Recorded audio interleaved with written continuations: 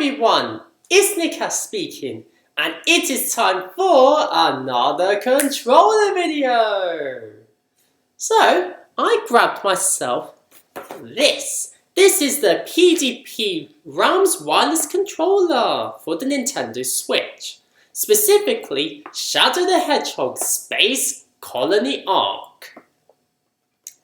So, I've already covered the Tails wired controller back in, I think it was early October 2023, and you could check that out in that card up there, or in the description below. Both methods work. Alright, so I had some problems getting this item delivered. It took over a week, but I got it as soon as I got home on a Wednesday evening. But that's a long story. Similar to the other video, let's have a closer look. So, Shadow Space Colony ARK REALMz.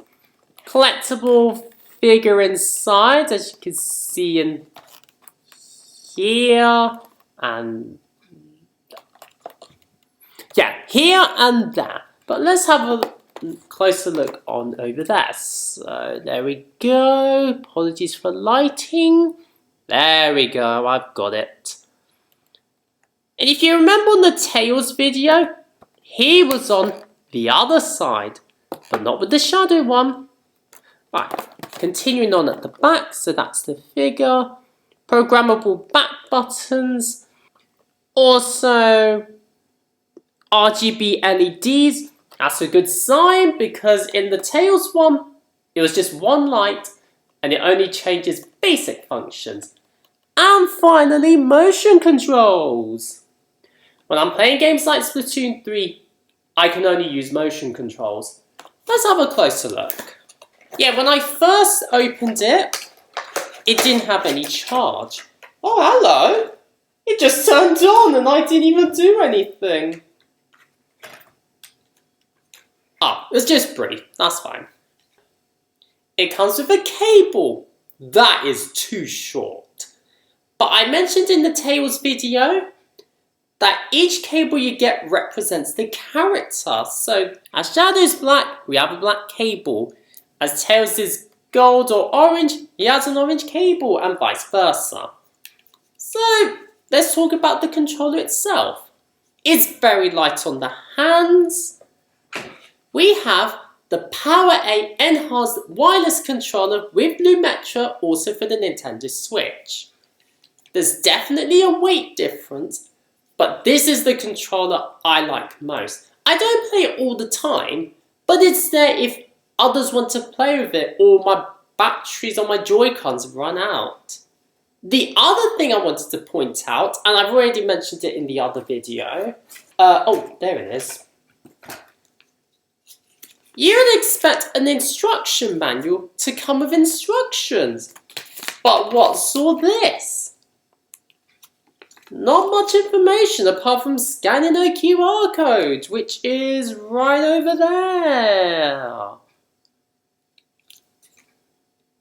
That's not helpful. So the Power A controller explains it very well. This is what people, especially if they don't have a phone, need. So they can just open it up, follow these simple instructions, and you're good to go. I've already loaded up the website, which is also in the description, so we can go through it step by step. The first thing we're going to do is to pair up the controller. And as you can see, this is for the Nintendo Switch 2, not the first one. And that's one of the most important questions I put in the description to see if this will work. So, to pair up, it says I hold this button, so similarly to, and then you, hey, what? It was there and then it disappeared. Well, there we go. Ah. And we're back here, so let's have a proper look at the controller itself. So, shadow figure, chaos control. I wasn't ready for that, but that's fine. signature phrase in a lot of his games. There you could see, apologies for the glare, the robots from Shadow the Hedgehog and Shadow Generations. Here's the top. USB-C cables, sync button, turn to the back, got the programmable buttons, but I don't really use that. But it's there for those who would like to use it, so the options are definitely out there. Again, very light on the hands, which I mentioned earlier. So let's have a look and see how it works. Start with the lighting options. So I hold this button. It lights up straight away. And to change it, I use the A. Okay, A and B just turned it off, but X and Y, however. Interesting. So when I press... Oh, I said it the wrong way round. My apologies. It's B and Y that turns it off, and X and A is what turns it on. But when you press A, only this side lights up. But when I press X, they both light up, as you can see there.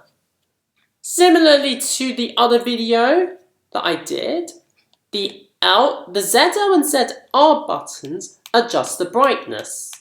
So that's all the way up. I can also turn it around so you can see the lighting change. That's all the way down. So that goes every 20%. So 100, 80, 60, 40, 20, 0. Or the other way around, 20, 40, 60, 80, 100. I like it full in this case. But what about this? I think this is to adjust the... I thought this was to adjust the brightness. I had this issue last time. That also changes the brightness. Nice, so there's multiple methods. Oh! I've just realised something. There's a slight pulse. Maybe I've changed the mode a bit. Did I do something different? Okay, programming the back buttons. So for that, hold down the function button and press the back button you like to map to. Once the function button LED is flashing, press any button on the controller to map that button's function to the back. The LED will blink quickly 3 times, indicating successful programming. And then to clear a map function or disable them completely, hold down the function button and double press any back button. Which I probably won't do, but that's fine. Just before we get to the testing part, I forgot to mention this. So, I got this controller in Argos for $59.99. It is no longer available on their website, but they do have it on Amazon UK and on their official PDP website. The Amazon site, which of course I'm leaving all links in the description, apparently is cheaper, and I didn't know this until just before I recorded this. Oh well. Let's begin the test with Splatoon 3, which is my main game for motion controls. I'll hold the controller up so you can see.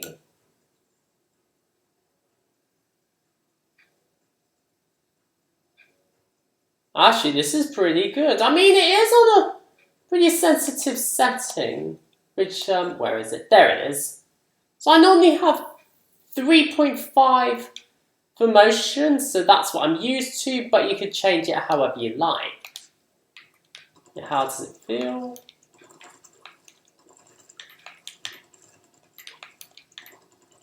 Oh, it's a little low. I mean, I wouldn't play like this, but I just wanted you to see on both ends. Actually, let me go over here.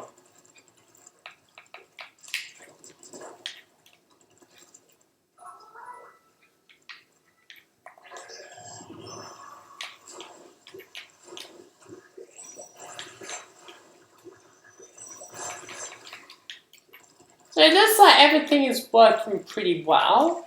I don't have an issue with it so far, but that's just right out of the box. Right out of the box. There we go, got my words right. So this controller is fine, mainly for casual play. Not sure about competitive play. You may have to invest in other controllers. But I mean, for 45 to 60 pounds, that's questionable and it's personal preference. But for now, I'm quite happy with this. Let's test another game, which has currently been Mario Kart World. I mean, I don't use motion controls for this game, I just use the sticks and everything else. I will do it in free roam. And one thing to note, that if your TV supports game mode, please activate it, because that will reduce all sorts of latency and input lag. Not what I intended to do.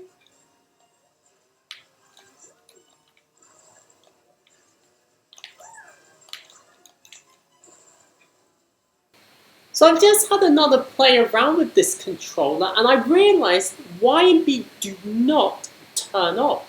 In fact, let me show you. So if I press B, if I turn at the back, it's actually blue on this side and rainbow light on the other.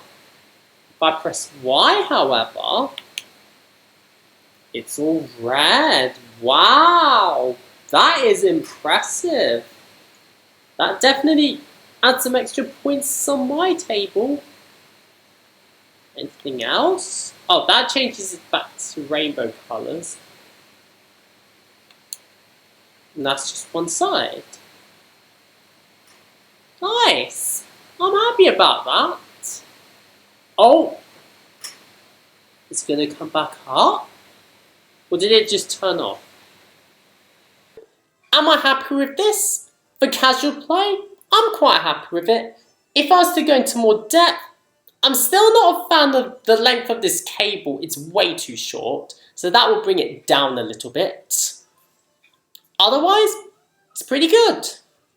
But we'll see how it goes in the long run. Anyway, that's all from me. Thank you for watching. Take care. I will see you around.